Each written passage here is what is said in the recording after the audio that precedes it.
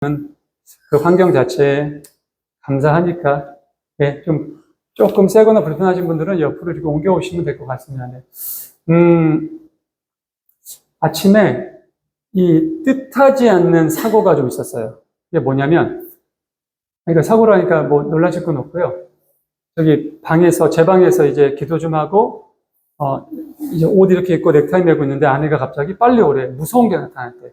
그래서 뭐 벌레겠지 했죠. 나왔더니 싱크대 아래에 이제 그 돈벌레가 이렇게 있는 거예요. 한 손가락 제 한 2마디 정도? 다리가 많잖아요. 사실은 우리가 익충이라고 그러죠, 익충. 예. 이 귀뚜라미하고 돈벌레가 있으면 바퀴벌레는 해충들이 없거든요. 익충인데, 저는 안 죽여요, 웬만하면. 해충은 죽이는데, 웬만하면. 그래서, 이 카페 구석에 있으니까 빗자루로 이렇게 했어요.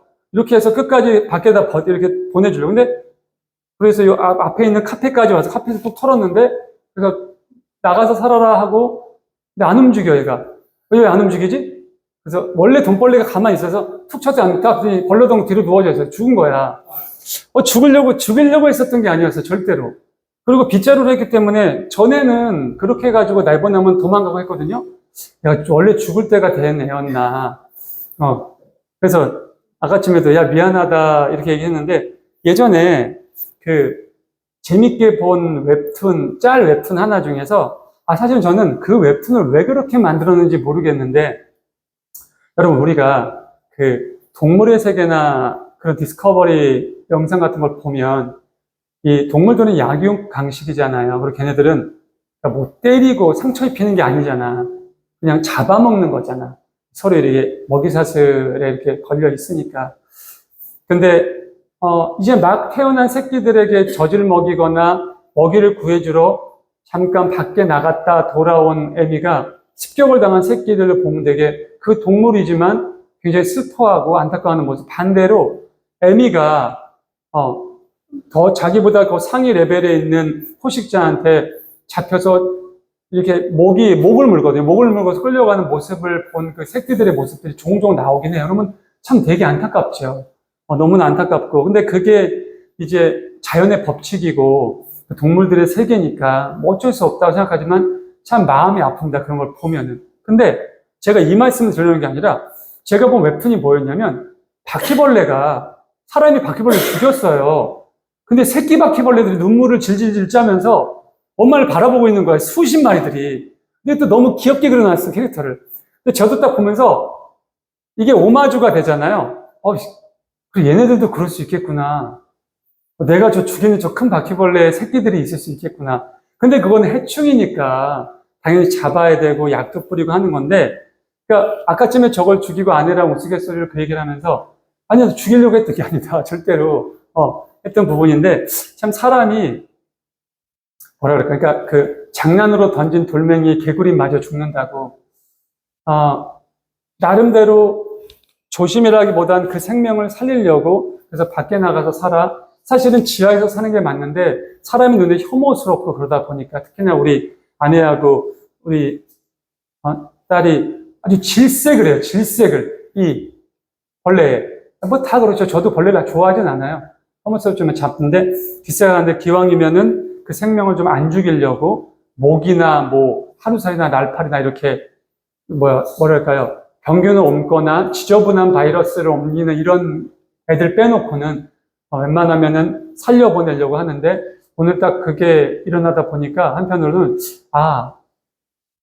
이렇게 나는 죽이지 않으려고 한 행동이 저 조그만한 생명을 죽였거든요. 그러면서 다시 한번 생각을 하게 된 거죠. 우리가 이 지구 전체, 우주 전체를 보면 저 돈벌레, 바퀴벌레만도 못한 아주 작은 미물에 불과한데 우리가 매일매일을 참 건강하게 기쁘게 살아가고 또 우리가 하고 싶은 일들을 하고 또 짧게는 뭐 5, 60년, 길게는 정말 100년에 가까운 시간을 살아가면서 평생 동안 어디 크게 다치는 게 없고 큰 어떤 사고 없이 산다는 것 자체가 얼마나 기적 같은 일인가라는 생각을 해보는 거죠. 우리 하나님 믿는 사람들은 그것이 기적이 아닌 하나님의 은혜라고 믿고 살아가고 세상에 많은 사람들은 기적이라고 얘기합니다. 제가 간혹 여러분들에게 이제 기적이라는 얘기를 해요. 그러니까 뭐 죽을 수밖에 없는 사람이 갑자기 뭐 살아난 경우 아니면 건물에서 떨어지거나 큰 사고가 났는데 별로 그렇게 크게 안 다치는 경우, 이런 경우를 보고 기적이구나. 그리고 현대의학이 다 포기하고 현대의학 기술로 고칠 수 없는 병이 갑자기 회복이 되고 살아나는 걸 보고 신이 있다면 이건 신이 하신 거다 라고 발언을 한 그런 어떤 저명한 의사나 박사들의 이야기처럼 세상 사람들의 기준은 그걸 기적이라고 합니다. 우연이라고 하고요. 하지만 하나님을 믿는 우리는 그게 기적, 우연 따위가 아니라 하나님의 보살피심이며 그분의 능력이고 그분의 사랑이고 그분의 은혜라고 고백을 하죠. 오늘 말씀을 보면 야곱에게 하나님이 말씀하세요. 어서 어디로 가라고요? 베델로 가라고. 여러분, 우리가 이 말씀을 접하기 전에 왜 갑자기 하나님께서 야곱에게 베델로 가라, 그것도 어서 가라라고 말씀하셨는지 그 상황을 아셔야 돼요. 요 전에 무슨 일이 일어났죠? 혹시 아시는 분? 요 전에. 헷갈릴 수 있죠. 창세기가 워낙 방대한 책이니까. 이전에 무슨 일이 일어났나요? 근데 제가 딱 말씀해 드리면 아실 거예요. 이전에 그 일이 있었구나. 굉장히 큰 사건이 있었거든요. 힌트를 드리자면 이전에 야곱의 딸 디나가 성폭행을 당하는 일이 생깁니다. 그리고 그 이후에 그의 오빠 레이와 시므온이 그 성읍을 들어가서 다 도륙하는 일이 생깁니다. 그러고서 야곱이 그 아들들을 책망합니다. 니네 어쩌자고 이렇게 했느냐? 왜 그들을 속이고 그들에 들어가서 그 한 성읍을 다 멸망을 시켰느냐? 내가 이제 주변에 내 얼굴을 어떻게 들고 다니냐? 이제 우리한테 야만적인 민족이라 얘기하고 나를 보는 사람마다 나를 공격할 거다. 경계할 거다. 그러자 두 아들들은 뭐라고 따져요? 그러면 아버지는 내 동생이 성폭행을 당했는데 우리 하나님 믿고 이스라엘 유대 민족으로서 정말 그 죽을 수밖에 없는 수치를당했는데 우리한테 가만히 있으라는 거냐? 아버지에게 워낙 불만이 많았었던 아들들이었기 때문에 어머니 문제도 있었고 동생 문제도 있었고 여러 가지 때문에 또 이 두 형제가 굉장히 격한 성격을 가진 형제예요. 말보단 주먹이 먼저 나가고 웬만하면은 무기를 쓰고, 그죠? 화해해서 풀만한 거 가지고 막 공격하고 이런 두 성향의 형제란 말이에요. 그러다 보니까 참을 수가 없었던 거죠. 거기다 내 사랑하는 하나밖에 없는 여동생이 그렇게 소위 말해서 강제적인 성폭행을 당했으니 얼마나 이 영적으로도 육체적으로도 수치스럽고 참을 수가 없는 그런 행동이니까 그 성읍 남자들을 속여서 그들에게 너희들이 모두가 다 할례를 받으면 우리는 할례 받지 않은 민족과 결혼할 수 없다. 너희가 우리처럼 할례를 받아라. 그러면 우리의 딸도 너희에게 주고 너희 아들도 우리가 받아들이겠다. 그래서 그들이 너무 좋아서 온 성읍에 있는 남자가 다 할례를 받았어요. 그 할례의 상처가 아물기 전에 다 들어가서 다 도륙을 해버린 겁니다. 그러고 나서 이제 떠나는 길인데 두려움에 사로잡혔어요. 야곱이. 왜? 눈치를 보게 됩니다. 이 소문이 이미 퍼졌거든. 혹시 저 야만적이고 무식하고 저 잔인한 민족이 혹시 또 우리에게 들어오면 다 성문을 막고 못 들어오게 막고 이런 상황인데 그때 하나님이 야곱에게 나타나셔서 말씀하시는 거예요. 야곱아, 어서 베델로 가라. 네가 너의 형 에서를 피해 도망갈 때에 내가 너를 그곳에서 만나줬지 않느냐. 그리고 너 나한테 분명히 얘기했다. 하나님께서 내가 다시 이곳으로 돌아오기 전까지 저의 모든 것들을 보호하시고 인도하시고 함께 하시고 저의 인생을 형통케 하시면 제가 하나님께 다시 돌아와 제단을 쌓고 하나님을 영원히 섬기고 모시겠다. 돌아오겠다. 이 약속을 한 곳이 베델이에요. 근데 사실은 딸이 성폭행당하고 내 집안에서 그러한 도륙된 일이 일어나고 그뿐만이 아니죠. 야곱은 외삼촌에게도 뒤통수를 맞아가지고 원래 라헬하고 결혼했어야 되는데 그 언니는 레아랑 결혼하고 물론 또 라헬을 얻긴 했지만 그러다 보니까 사랑 없이 결혼한 정실 부인 밑에서 태어난 아이들을 일부러 편애하진 않았겠지만 그것이 느껴지죠. 그런 것을 어렸을 때부터 품고 자랐던 아들들, 내 엄마의 눈물을 밤새 보고 듣고 자란 그 아이들. 근데 그 대적이 이모야. 그 이모가 난 새끼들은 또 아빠가 됐다 막 편애해. 그런 상황인 거예요. 어떻게 보면 집안이 너무너무 시끄럽죠. 뭐랄까, 여러분. 그러니까 가와만사성이라는 우리 말도 있고, 사실은 집안이 편안하고 가족이 화목하고 그래야 만사가 형통한 거거든요. 그거는 비단 우리 인간 세계에서의 어떠한 풍습이나 오랫동안 살아온 우리 현인들의 어떤 지혜나 조언뿐만 아니라 성경에서도 하나님이 세워놓으신 질서란 말이죠. 하나님께서 남자가 혼자 있는 것이 좋지 않아 보였어요. 그래서 남자의 배필은 여자를 만들어서 두 사람이 부모를 떠나 한 몸을 이뤄 가족의 시작을 알리게 하는 가장 기본적인 구성 요소를 누가 만들었어요? 하나님이 만들어 주신 거거든요. 그래서 두 남녀가 만나서 하나가 되고 그 하나 된 그곳에서 생명이 태어나며 가족 구성원을 이루게 되는 거죠. 근데 많은 그 심리학자들, 특히 아동 심리학자들이 그런 진단을 내립니다. 아이들이 건강하게 자라는 것, 물론 이제 육체적인 부분도 그렇지만 정신적으로, 영적으로 또는 마음적으로 상처 안 받고 기쁘고 즐겁고 행복하게 지낼 수 있는 방법 중에 다른 방법이 다 필요 없다라는 거야. 아니, 어떻게 보면 다른 모든 방법들, 우리가 인간들이, 지금 여러분들도 내가 알고 있는 것들, 이러면 행복하지 않을까? 이러면 우리 아이가 좋아하지 않을까? 이런 환경을 만들어주고, 이러한 어떤 것들을 내가 제시해주고 부모로서 해주면 내 아이가 잘 자라겠지. 맞아요. 그것도 그럴 수 있지만, 그런 모든 것을 다 배제하고라도 딱 한 가지만 선별되면 그 나머지 것들이 다 해결된다는 거야. 그게 뭐냐면, 부부가 화목한 거예요. 부부가 화목한 거. 그러니까 엄마, 아빠가 화목한 거. 그 화목 안에 뭐가 있냐면 기본이 사랑이에요. 엄마, 아빠가 사랑해야 된다는 거예요. 엄마, 아빠가 어떻게 보면 엄마, 아빠, 내가 좋아, 아빠가 좋아? 내가 좋아, 엄마가 좋아? 당연히 난 아빠가 좋지? 당연히 난 엄마가 좋아, 너보다.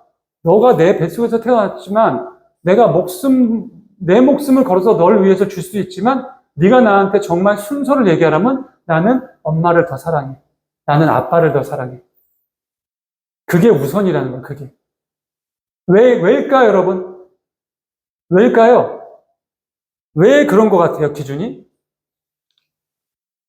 응?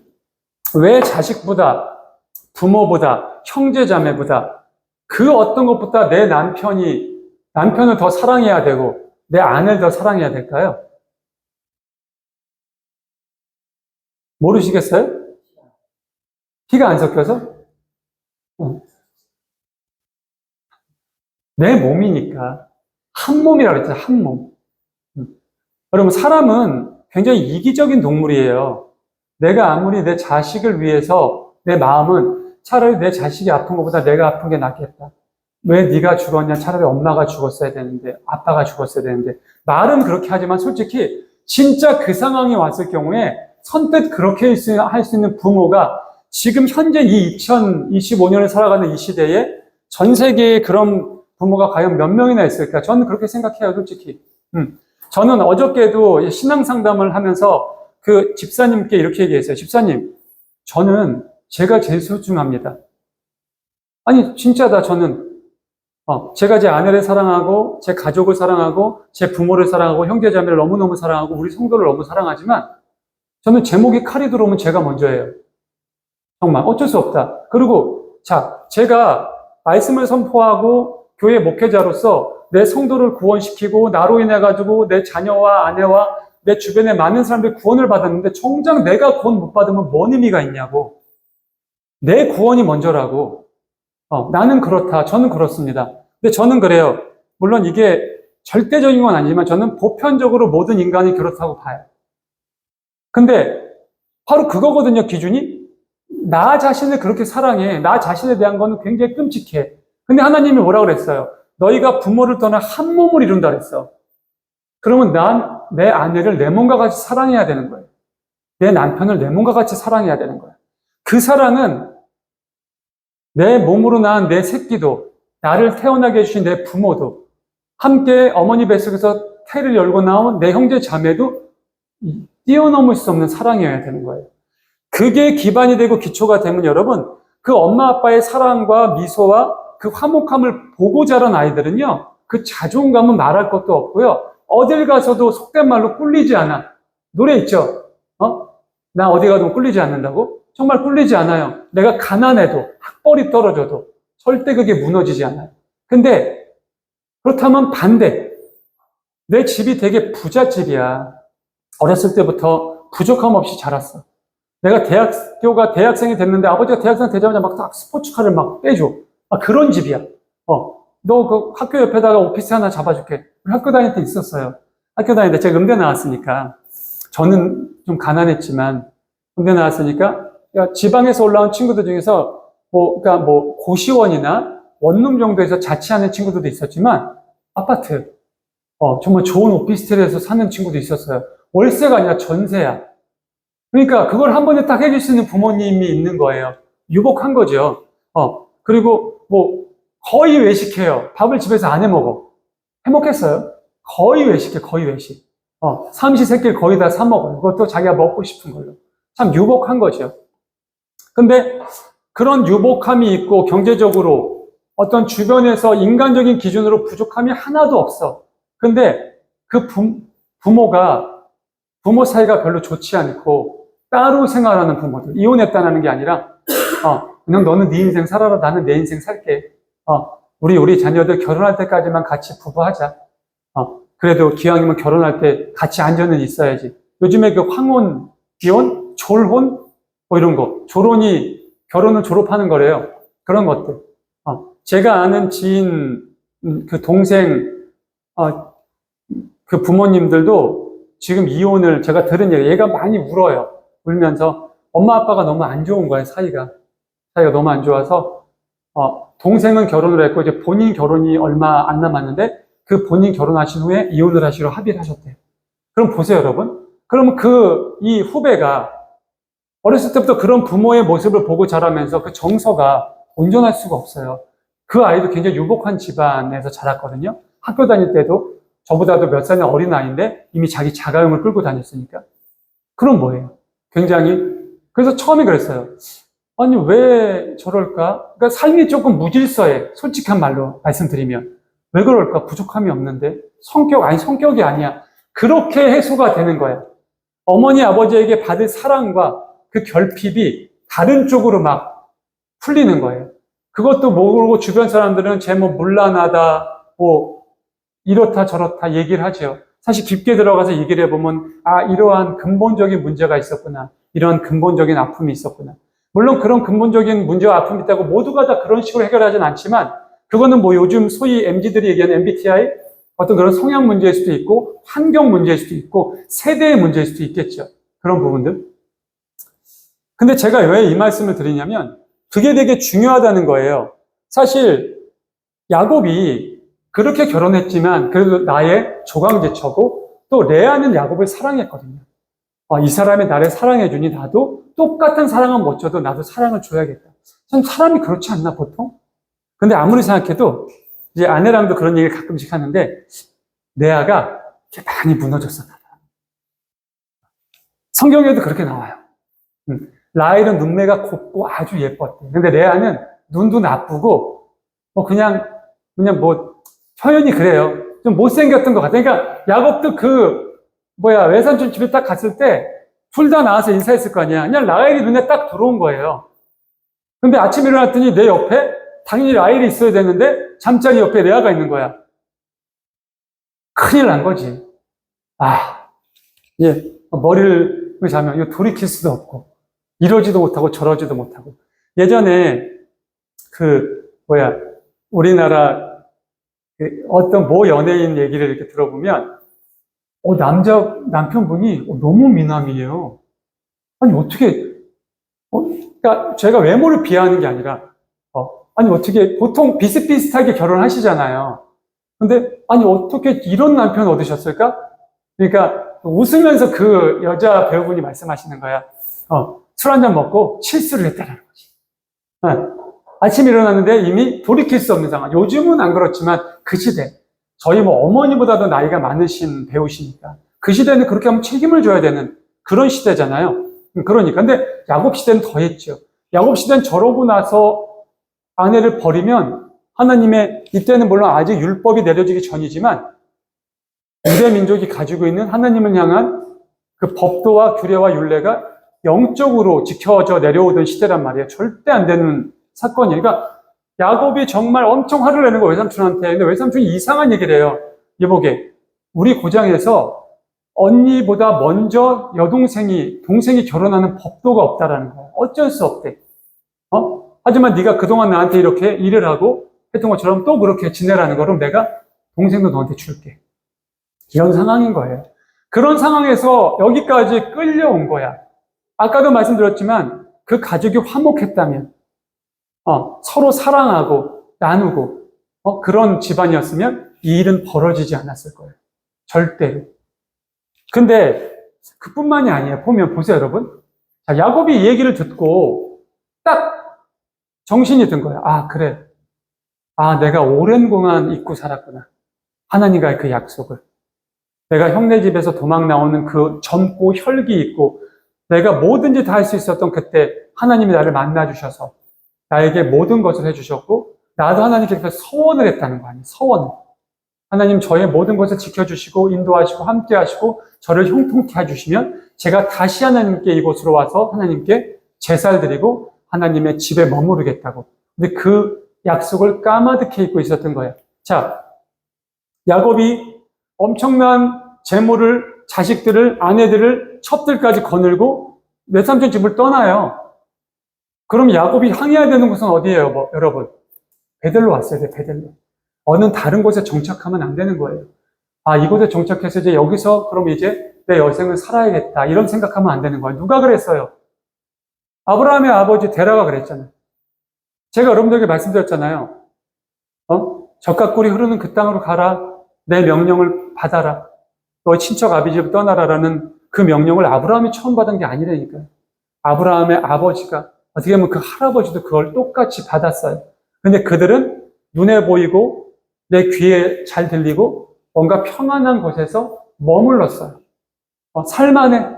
내가 지금 하는 이 우상장사도 너무 번창해. 막 여기저기 지점도 많이 되고 이제 막 거의 회장 정도, 그룹 정도가 됐어. 또 안 떠나지. 못하러 떠나. 나이도 먹을 만큼 먹었는데 아니야, 이렇게 살자. 이런다고 하나님이 날 뭐 죽이시게 하겠냐. 우리들의 어떤 모습들, 야곱도 똑같았다는 얘기예요. 그렇게 나왔으면 형통하게 해주셨잖아요. 아무것도 없이 빈털터리로 죽을 수밖에 없는 걸 겨우겨우 피해 외삼촌 댁에 갔는데, 물론 20여 년 넘게 정말 힘들게 일하고 열심히 일했지만 하나님께서 그의 가축대들을 보호하셔서 외삼촌 자녀들의 가축대들보다 훨씬 더 많이 번창하게 하시고, 외삼촌과 뭐 형이라 그래야 되나, 친척 형들이 자기를 속이고 뒤통수를 쳤어도 그 모든 것을 하나님께서 몇 배로 다 보상해 주시고, 거기에 레아의 여종, 라헬의 여종도 자신의 첩 아내로 보내주셔. 거기 안에서 12명의 아들, 딸들을 다 낳게 해주시고, 얼마나 풍성하게. 그러면 기억했어야지. 본인이 서원한 건데. 그럼 나와서 여보, 우리 어디로 가야 돼? 고향으로 돌아가야 되나? 아니, 우린 베델로 가야 돼. 베델이 어딘데? 가보면 알아. 베델로 갔어야지. 가서 함께 제사를 드리고, 사실은 내가 이래서 이렇게 왔는데 하나님께서 나한테 이렇게 해주셨어.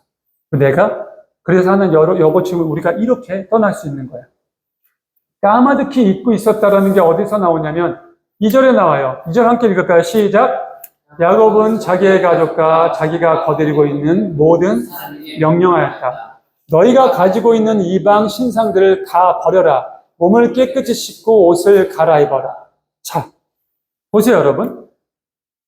야곱이 가족과 함께 거느리는 모든 종들과 함께 나온 모든 사람들에게 뭐라고 얘기했다고? 야, 너희가 거느리고 있는 모든 이방 신들의 우상들을 다 버리라고. 그럼 이건 뭐예요, 여러분? 야곱 알고 있었다라는 거야. 그들이 이방 신상을 가지고 거기에 절하고, 라헬은 아버지의 드라빔을 훔쳐갖고 나왔으니까 그 집안의 수호신. 야곱은 그런 걸 다 알고 있었어요. 심지어 내가 가장 사랑하는 라헬, 내 아내가 드라빔이라는 우상을 섬기는 여인이라는 것도 알고 있었어. 근데 그냥 뒀다라는 거예요. 그냥 뒀다라는 거야. 야곱의 믿음과 신앙이 저렸다라는 거예요. 아브라함의 하나님, 이삭의 하나님, 야곱의 하나님, 그 야곱이라니까. 근데 그 야곱의 신앙이, 죄송해요 여러분, 고작 이따위였다라는 거예요. 그리고 딸이 성폭행 당하고 자식들이 그 도성을 다 도륙하고 나서야 깨달았다라는 거예요. 아니지, 그때도 못 깨달았지, 사실은. 계속 원망, 불평. 너네들 왜 이렇게 했냐고. 내 딸 하나가 손포기 당한 게 뭐가 그렇게 중요하다고. 저렇게 들어가서 저들 뒤통수를 치고 이러한 극악무도한 살생을 저질렀냐고. 야곱이라는 인간이 그런 인간이었다니까. 근데 하나님이 딱 그 후에 부르신 거야. 야곱아. 응? 몇 년 만에 톡이 온 거예요. 카톡 이렇게 톡이 온 거야. 하나님이. 생각이 난 거지. 빨리 베델로 가라고. 왜 어서 가라고 했을까요? 너 지금 안 가면 죽어. 너 지금 안 가면 못 돌이켜. 지금 가야 돼. 그래서 야곱이 그게 생각이 나서 자, 베델로 간다는 건 뭘 뜻하는 걸까요, 여러분? 하나님의 집으로 간다는 건 뭘 의미하는 걸까요? 그럼 지금 이 시대에 적용을 하자면 우리가 매주 주일 예배를 나온다는 건 뭘 뜻하는 걸까요? 이 밑에 같은 거거든요. 내가 혹여 아직도 내 마음속에 안고 있는 나도 모르는 우상이 있거나 나도 모르는 내가 부어 만든, 새겨 만든 어떠한 장신구 같은 것이 나의 신이 되고 있다면 그걸 다 버려야 된다는 거예요. 그걸 다 쏟아내야 된다는 거예요. 그리고 깨끗한 마음으로 옷을 입고 몸을 씻고 그분께 나가야 된다는 겁니다. 그래서 이곳을 떠나서 얘기해요. 자, 우리 이제 베델로 갈 거야. 그럼 얘기했겠죠. 얘기를 하죠. 왜 가야 되냐? 내가 아빠가 너희 주인인 내가 여보 당신들의 남편인 내가 고생할 때 내가 사실은 이래저래 저래서 형을 속였어. 아버지도 속였어. 사실은 엄마가 난 그럴 생각이 없었는데 엄마가 이렇게 해야 된다고. 아마 핑계를 댔을 거예요. 분명히 야곱은. 성경은 기록되어 있지 않지만.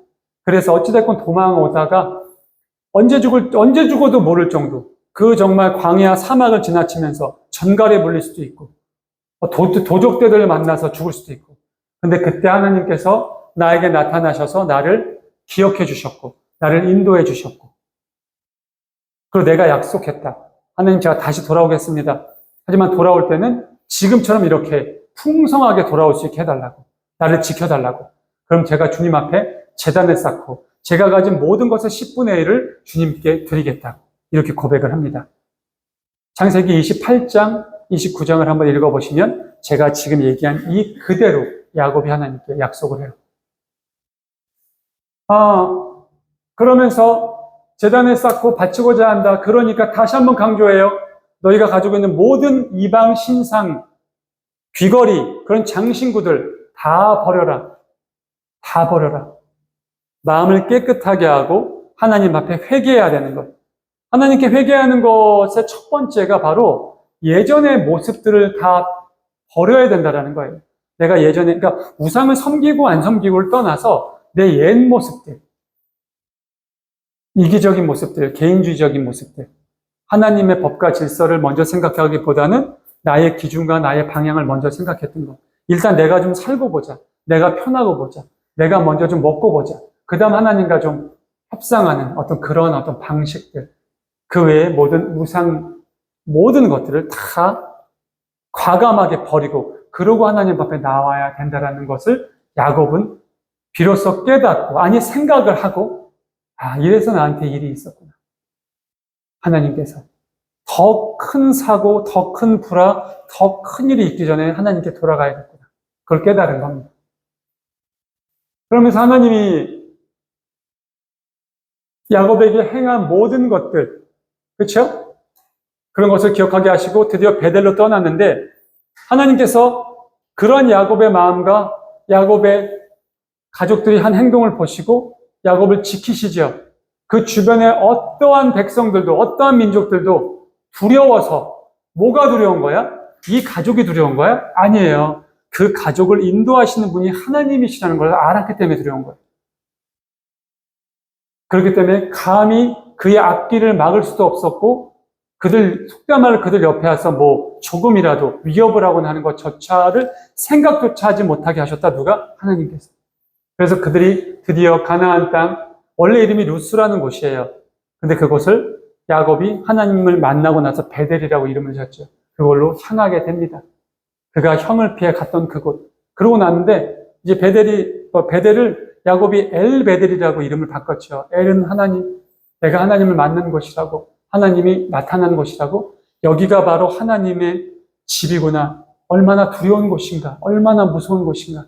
이곳이 하나님의 집으로 향하는 그 입구였는데 내가 그걸 모르고 돌베개를 자고 있었구나. 근데 그곳에서 하나님이 나를 만나 주셨구나.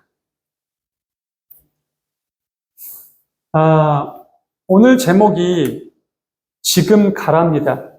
사실 야곱이 저 마음을 마음속에 품고 그때의 서원을 목숨 걸고 기억하고 있었다면 야곱은 오히려 돌아가는 걸 간절히 바라고 늘 기다리면서 기쁘게 일을 하고 있었을 거예요.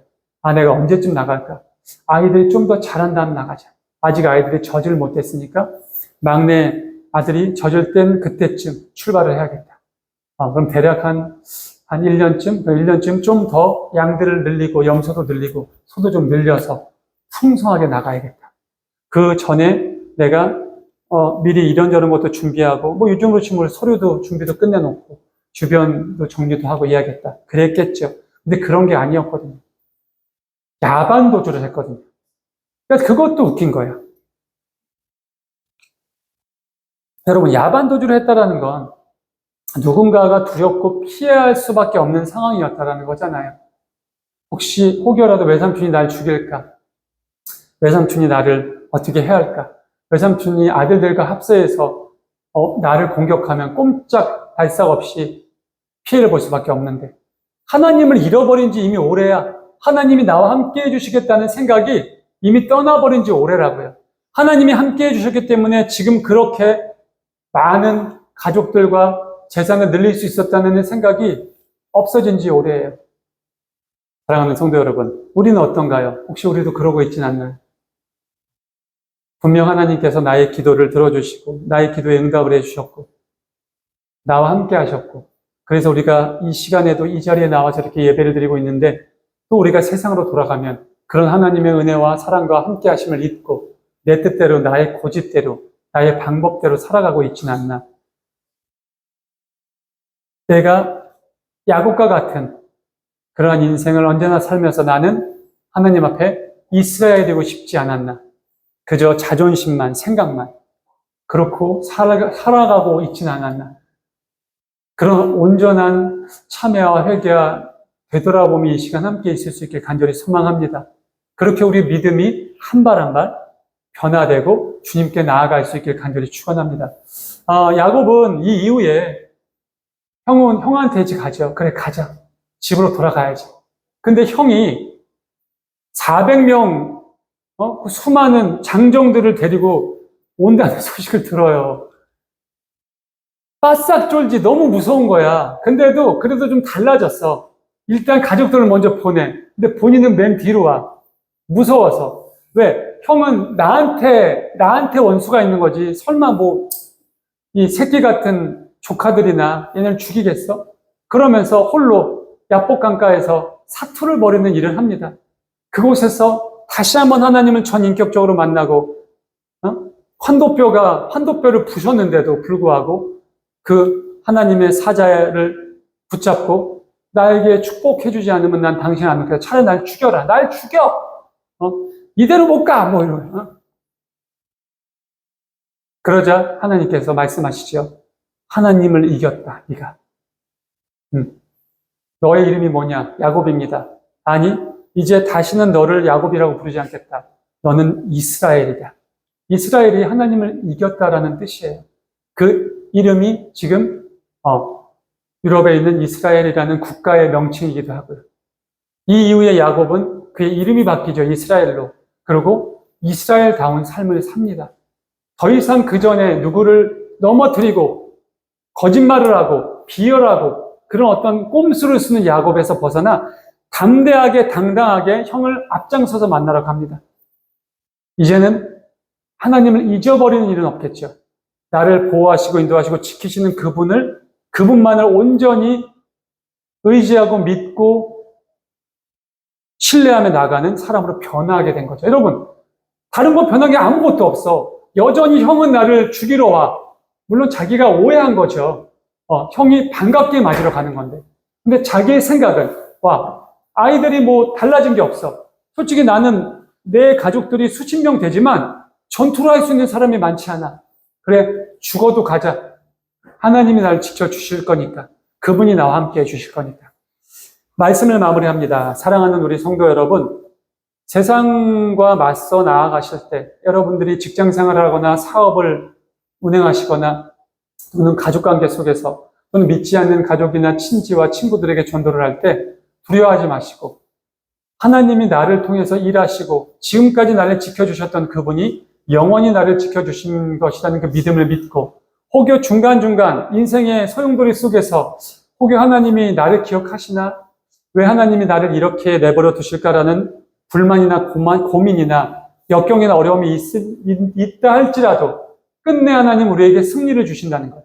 끝내 하나님은 우리를 가장 안전한 곳으로 가장 평안한 곳으로 인도하신다는 그 믿음을 잊지 마시고 야곱이 그랬던 것처럼 그분이 나에게 주시는 고난을 끝끝내 이겨 네가 나를 이겼다라는 칭찬을 받으실 수 있는 우리 하나님과 동행하는 모든 성도들 되실 수 있기를 주님의 이름으로 간절히 축원합니다. 기도하겠습니다. 하나님 감사합니다.